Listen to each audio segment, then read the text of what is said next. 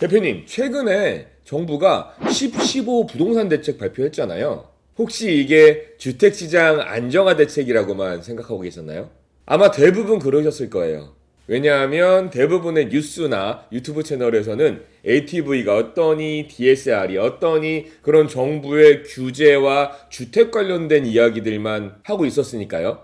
그런데 있잖아요. 이 10.15 부동산 대책은 우리 같은 중소기업 대출에 대해서도 많은 영향을 끼칠 수 있다는 거 대부분 모르셨을 거예요. 오늘은 그 내용 한번 담아보도록 하겠습니다. 안녕하세요. 14년째 중소기업을 컨설팅하고 있고 정부에서 인가받은 중소기업 상담회사를 운영하고 있는 부자사장연구소 이규왕 소장이라고 합니다. 다른 내용들은 대부분 알고 있는 내용이실 거고 이 부분을 한번 집중해서 보시자고요. 사업자 대출을 전체를 다 조사를 하겠대요. 어떻게?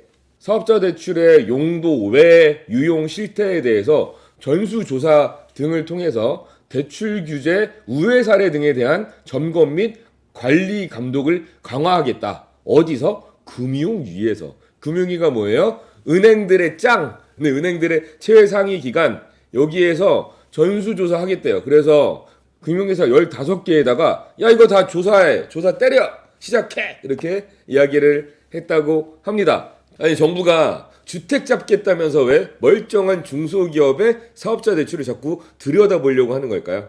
그 이유는 간단합니다. 왜? 10.15 대출 때문에 개인이 아파트를 살 때 주담대 한도는 더 줄었고요. 심지어 조건부로 적용되긴 하지만 전세 대출까지도 DSR에 적용을 받게 됐습니다. 그러니까 개인이 주택을 사기가 너무너무 어려워진 거예요. 그러니까 일부 어떤 분들이 이제 우회로를 찾은 거예요. 개인 아파트 대출 막았어? 오케이, 나 사업자 대출 받아가지고 들어가야지. 왜? 사업자 대출은 DSR을 잘 안 보니까, 그리고 한도가 크니까 나 사업자 대출 받아가지고 해야지. 이게 뭐랑 똑같아요? 옛날에 우리 지식산업센터 붐 일었을 때 사업자도 없으신 분들이 갑자기 사업자를 내가지고 사업자 대출 받아가지고 뭐 지식산업센터를 막 사는 거죠. 네, 그런 꼴로 우회하는 환경들이 만들어지다 보니까 정부가 전수조사를 시작한 겁니다. 그러니까 내 회사로 내가 운전자금 대출 받아서 또는 시설자금 대출 받아서 실제로는 대표의 아파트 사는데 돈을 쓴 거죠. 정부는 이거를 심각한 대출 규제 우회 사례로 규정을 했고 이번에 그 칼을 빼든 겁니다. 이런 거 저희한테도 질문 되게 많이 들어오거든요. 나 저기 신용보증기금 중소기업진흥공단 얘네 대출 받은 거 가지고 아파트 사도 돼요? 대표님 그거 사면 안 돼요 라고 해도 아니 나 어차피 개인 사업자인데요? 이 대출 받은 거 돈 있잖아요. 내 통장에 돈 있는데 뭐 이 돈 가지고 아파트 살게요. 이렇게 질문 들어오시는 분들 굉장히 많으신데 그 부분을 잡겠다라고 나온 겁니다. 그럼 어떻게 우리 대표님들을 위협하고 있을까요? 자, 이번 대책에서는 우리 대표님들을 겨냥한 칼라는 정확히 3가지입니다. 이게 핵심이에요. 첫 번째는 용도 외에 사용한 거. 아니 시설자금을 하라고 했으면 공장을 사든지 운전자금을 받아갔으면 원전제를 사든지 사람을 뽑든지 이렇게 용도에 맞게 사용을 해야 되는데 용도 외에 사용한 거 대표가 개인적으로 썼다거나 아니면 운전자금을 받아서 시설자금을 썼다거나 시설자금을 받아서 운전자금을 썼다거나 이렇게 처음에 해준 목적 외에 사용을 하는 회사들을 조사를 하기 시작하는 겁니다. 이게 말로만 하는 게 아니고요. 이미 금감원에서는 올해 7월부터 15개 금융기관, 은행들이죠. 은행들을 대상으로 해서 현장 점검을 진행 중입니다. 근데 이게 무서운 게 뭐예요? 이 은행 위에 누가 있다고 했어요? 은행 위에 금감원이 있는 거예요. 금감원이 한번 조인트 까면 은행들은 다 벌벌벌벌 기는 거거든요. 왜? 금감원이 모든 걸 다 조종하니까. 그런데 야 금감원이 은행한테 야, 이거 조사 좀 해봐 그랬어요. 그러면 은행은 어떻게 했어요? 과거에 나갔던 것들도 신경을 쓰겠지만 앞으로 나갈 것들도 신경을 쓸 거란 말이에요. 진짜로 우리 회사가 엄청나게 재무제표가 좋고 대단하면 그러면 은행에서 우리한테 그렇게 못 대하겠지만 그게 아니고 약간 아리까리하거나 본인들한테 피해가 있다고 생각이 들면 그럼 어떻게 하겠어요?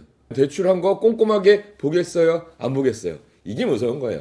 그러니까 뭘 조사할까? 대표님 한 3개월 전에 우리한테 한 3억 빌려가셨잖아요. 그거 처음에는 였다 쓸게요 라고 적어놓으셨는데 이거 지금 쓴 거 내역 좀 가져오세요. 이렇게 하는 거죠. 의심스러운 거 있으면 안 되겠죠. 그런 거예요. 대표님 안녕하세요. 저희 루트세븐은 대표님이 사업을 하시면서 언제 무엇을 해야 후회가 되지 않을지 미리 계획을 잡고 로드맵을 함께 그려드리는 회사예요. 벤처인증, 정책자금, 정부지원금, 세금, 부동산까지 사업에 필요한 모든 걸 제때에 공급할 수 있는 컨설팅 회사예요. 상담 신청 남겨주시면 친절하게 대표님께 도움이 될 수 있도록 하겠습니다. 영상 계속 보시죠. 두 번째로 무서운 건 용도에 유용한 게 적발이 되잖아요. 그러면 이제 제재가 강력해집니다. 들키면 어떻게 되는 거냐? 주택 매매 임대 사업자 외의 사업자, 그러니까 우리 같은 그냥 일반 사업자, 뭐 제조업을 한다든지 유통업을 한다든지 전자상거래를 한다든지 저처럼 경영 컨설팅업을 한다든지 이런 법인이나 개인 사업자가 주택 구입하는데 이 돈을 썼어. 기존 대출이든지 얼마 전에 받아간 신규 대출이든지 이게 용도의 유용으로 적발이 되면 대출을 바로 회수를 해버리는 겁니다. 아파트 계약해놨는데 대출을 바로 회수를 해가 버리는 거예요. 어떻게 할 거예요? 큰일 났지. 그리고 앞으로 나오는 신규 대출, 새로운 대출을 다 막아버려요. 이런 방식으로 처리를 한다고 합니다. 이렇게 나오는 거 이게 굉장히 무섭다. 자, 세 번째 무서운 건 뭐냐면 주택 임대업 개인 사업자 대출에 RTI를 강화시킨다고 합니다. 만약에 대표님이 주택 임대업 개인 사업자라고 하시면 RTI, 즉 이자 상환 비율을 현행 주택은 1.15, 비주택은 1.5로 유지를 하되 제대로 지키고 있는지 집행 점검을 강화하겠다는 겁니다. 그러니까 우리 대표님을 바로 치는 게 아니고 은행 쳤다가 대표님 친다는 얘기예요. 자, 그렇게 하면 예전처럼 유연하게 넘어가지는 않을 겁니다. 옛날에는 은행이 관행상 본인들도 영업실적 채워야 되고 하니까 RTI, 이자 상환 비율이 안 나와도, 그러니까 임대료가 충분히 안 나와도 대표님 그래도 이거 담보 가격이 좀 있고 대표님 좀 부자시니까 냅둘게요. 앞으로 좀 잘 하세요. 이렇게 구두로만 설명하고 넘어갔던 것들 이제 안 된다는 거예요. 집행 점검을 한다잖아요. 그러면 누가 쫄려요? 은행이 쫄리겠지. 은행이 쫄리면 대표님이랑 은행이랑 뭔 관계가 있다고. 그냥 대표님 원금 좀 상환하셔야 되겠는데? 이렇게 나오는 거죠. 유야무야 넘어갔던 것들이 이제 좀 빡빡해질 거다라고 생각하시면 겁나죠. 자, 이렇게 세 가지 규제 내용을 들으시면 앞으로 내가 자금 계획 세우기가 굉장히 깐깐해지겠구나라고 느끼실 겁니다. 그러니까 이제는 은행 가서 돈 빌려주세요 이렇게 하는 게 아니고 이 자금은 주택과는 굉장히 무관한 기업 활동을 위해서 쓸 기업 활동 자금입니다라는 걸 명확하게 설계하고 증빙까지 하는 시대가 된 겁니다. 이런 정책들은 이제 막 나왔을 때가 가장 혼란스러워요. 왜? 은행도 제도가 정비가 안 돼 있고 훈련이 안 돼 있고, 그리고 이게 그 수많은 질의응답이 들어가야지 요럴 때는 돼요? 요럴 때는 안 돼요? 요거는 어떻게 생각해요? 이게 계속 질의응답이 들어가면서 정리가 되거든요. 이 정리가 안 된 상태에서는 굉장히 혼란스러운 상황이다. 지금 저는 현업에 있잖아요. 은행도 대표님도 저희들도 혼란스러운 상황이 지속되고 있는 거예요. 항상 그래요. 규제가 나오면 이 규제에 어떻게 대응을 해야 되는지, 어떤 것까지가 되고 어떤 것까지가 안 되는지에 대해서 생각할 여유가 필요하단 말이에요. 자, 그러니까 우리 회사의 다음 자금 계획 혹은 기준 대출과의 관계를 어떻게 정리를 할지 이 부분은 대표님 혼자 고민하시기보다는 전문가들이랑 같이 이야기를 해보시는 게 도움이 되실 것 같습니다. 왜? 원래 그렇지도 않은데 이상한 행동에서 의심받을 수 있으니까. 나는 진짜로 사업자 대출 받아가지고 직원 뽑고 원자재 사고 이렇게 하려고 하는데 괜히 의심받아서 대표님 아파트 하려고 하는 거 아니에요? 그래서 대출 안 됩니다. 이런 거부당하지 마시고 이건 전문가들이랑 꼭 상담해서 나의 순수한 마음과 의도를 어떻게 전달할지에 대해서 생각해 보시는 것도 좋을 것 같습니다. 물론 설마 나까지 걸리겠어 라고 생각하시는 분들 분명히 있으실 겁니다. 그런데 있잖아요, 이게 왜 무서울까요? 이거는 단순한 금감원 조사가 아닙니다. 범부처가 대응을 하겠다고 나온 거예요. 이번 대책을 보면 국토부, 금융위, 국세청, 경찰청이 모두 동원이 되는 거예요. 자칫 아파트 하나 사다가 걸려버리면 이제 대출 막히고요, 부동산 뺏기고요, 국세청에서 조사 들어오고요, 경찰이 횡령배임 출동하고요, 모두 동원이 된다는 거예요. 와, 이거 대박이에요. 국토부와 국세청은 10월 1일부로 정부 공유를 하기로 MOU를 맺었다고 합니다. 금감원은 이미 7월부터 15개 금융사를 대상으로 현장 점검이 진행을 하고 있고요. 경찰청은 부동산 범죄 특별 단속을 추진한다고 합니다. 실제로 문재인 정부 때 굉장히 큰 법인이었어요. 어떤 법인의 사모님이 아파트 투기를 하신 거야, 강남에. 근데 이게 자금 출처를 조사하다 보니 어라? 아줌마 이 돈 어디서 난 거예요? 캐다가 우리 외관법인, 법인을 쳐버린 겁니다. 아니 세상에 모두가 다 깨끗한 그런 게 어디 있어요. 털면 다 나오는 거지.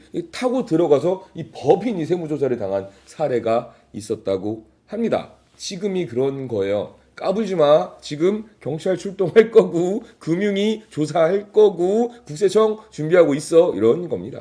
자, 다시 한번 정리해 볼게요. 첫째, 약정 위반으로 기존 대출은 회수되고요. 앞으로 신규 대출 막힙니다. 더 무서운 건 그 다음부터 우리 사장님들 사업은 계속 하면서 현금 요동은 계속 돌아야 되잖아요. 그런데 우리 대표님 신용도 하락할 수 있고요. 이게 연쇄적으로 작용해서 향후에 정책자금이나 보증서 발급 제약이 생길 가능성이 매우 높습니다. 이렇게 되면 어떻게 돼요? 회사에 돈 이만큼 쌓아놓고도 유동성이 막혀서 흑자도산할 수 있는 경우가 생겨요. 그러니까 지금은 정부 대출 받아서 그 돈으로 아파트 사는 행위를 하면 오히려 회사가 망가질 수도 있다라는 생각을 가지고 사업하세요.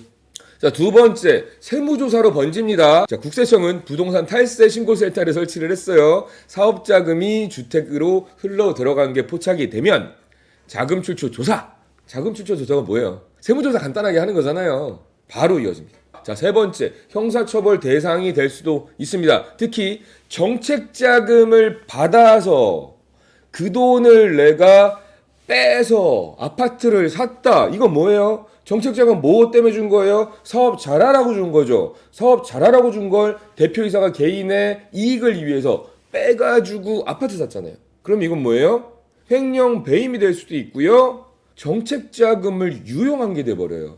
이 정책자금 유용에 관련해서는 정부가 굉장히 크게 다뤄요. 진짜입니다. 세금으로 만든 자금이잖아요. 정책자금이라는 게. 세금으로 만든 정책자금이고 이거는 우리 같은 사업하는 사람들한테 야 사업 열심히 해가지고 돈 좀 많이 벌고 직원도 많이 빼고 세금도 많이 내 이런 자금이란 말이에요. 그 시드머니를 주는 건데 이거를 내가 개인적으로 유용하거나 아니면 용도 외 사용을 하거나 처음에 약속한 대로 이행을 안 하게 되면 이거는 처벌이 세요. 일반적인 그런 민사 법률에 통용되는 게 아니에요. 거기다가 이게 5억 정도가 넘어가게 되면 특경법, 특가법에 걸리게 될 수도 있어요. 그러니까 만만하게 생각하지 말자. 자, 그럼 이제는 우리 대표님들 이런 부분이 많이 궁금해 하실 거예요. 그럼 앞으로 내가 공장 사고, 기계 사고, 직원 뽑고 그때 필요한 대출들도 다 막히는 거냐 걱정하실 겁니다.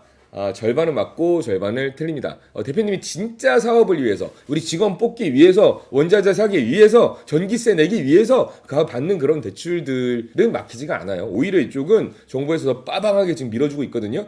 그런데 이 사용 목적에 대해서는 조금 까다로워질 수도 있을 거다라는 생각입니다. 그 까다로워지는 거는 이럴 겁니다. 사전에 용도 증빙이에요. 자, 이제는 기계 살 겁니다 라고 말로 설명하고 대출받는 시대는 지나간 거예요. 이제부터는 종이 쪼가리, 계약서, 세금계산서, 견적서 이런 거 따다닥 준비해서 그 사용 용도와 앞으로 이 기계 필요한 이유와 이런 거 잘 증빙해야지 대출이 되실 거예요. 이게 첫 번째 까다로워지는 거고요. 두 번째는 사후 관리입니다. 이게 핵심이에요. 대출금이 나간 후에 그 견적서에 맞게 그대로 이체가 됐는지 끝까지 추적해서 관리, 감독할 겁니다.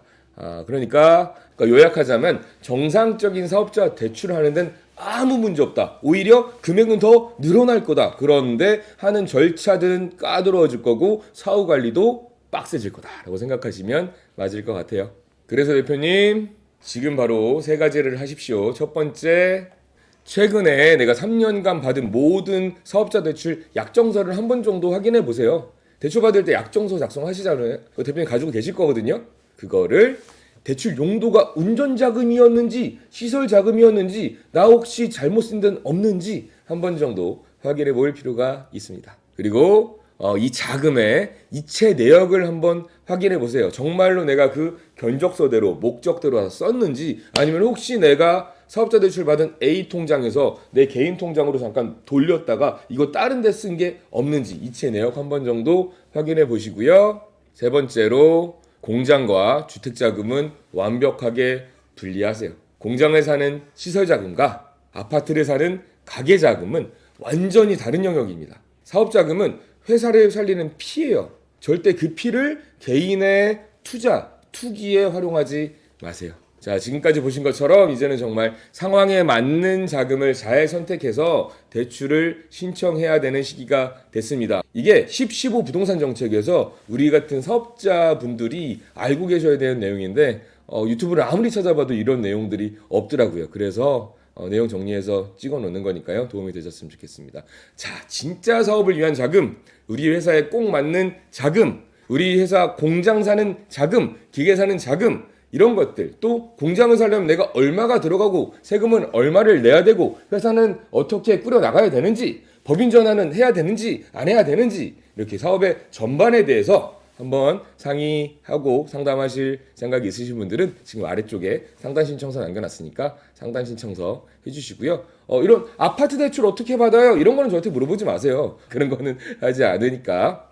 우리 회사 어떻게 하면 회사 잘 운영할 수 있고 현금 흐름 잘 만들 수 있고 부동산을 어떻게 하면 잘 살 수 있고 세금을 어떻게 잘 줄일 수 있고 상속증여는 어떻게 할 수 있어요? 이 전략이 어떻습니까? 이런 거는 얼마든지 상담 신청해 주시면 제가 친절하게 상담해 드리겠습니다. 그리고 저희 벤처 인증, ISO 인증, 기업부설연구소 등등등 많은 인증 컨설팅도 진행하고 있으니까요. 필요하신 분들은 아래 상담 신청서 작성해 주시면 좋을 것 같습니다. 어떻게 하면 유리한 자금을 찾을 수 있을지, 또 어떻게 하면 내가 싼 값에 부동산에 살 수 있을지, 어저께도 제가 19억짜리 하나 사드리고 왔거든요. 이런 거 좋아요. 이런 정보들 받으시려면 저희 구독과 좋아요 눌러주시고요. 다른 영상들도 많이 있으니까 보시고 도움되셨으면 좋겠습니다. 자, 오늘은 여기까지 하겠습니다. 부자사장 되려면 부자사장연구소 감사합니다.